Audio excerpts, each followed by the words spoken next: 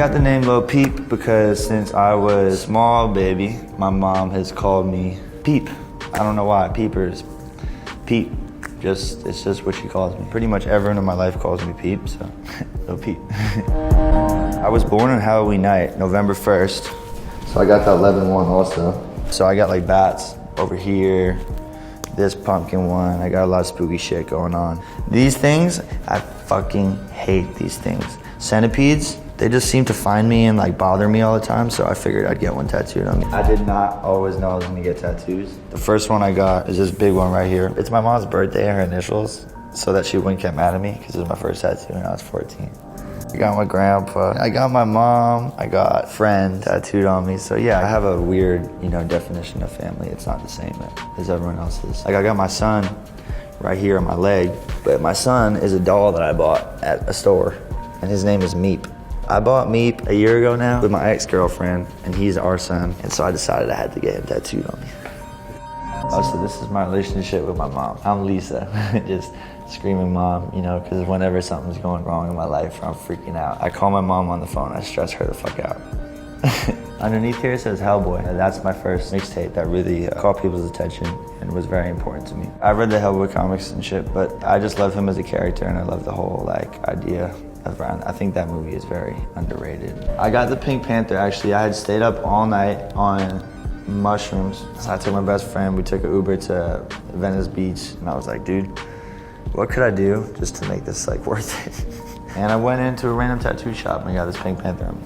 I got Homesick tattooed on me right here on my fingers because I travel a lot, as a musician, and I'm 20 years old, so I'm still young, and I still miss my mommy at certain times. I'm from Long Island, New York. Fashion doesn't exist there, it just isn't a thing. So that's pretty much where I got my style. People would always copy what I did in high school and shit, and try to dress like me and whatnot, and it really pissed me off, so I kept changing.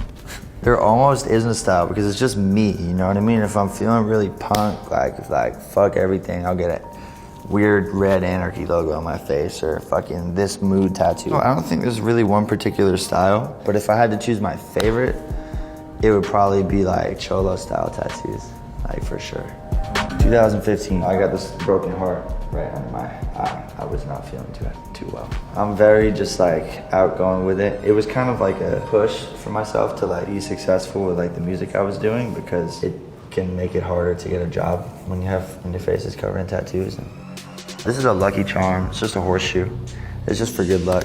Working really well.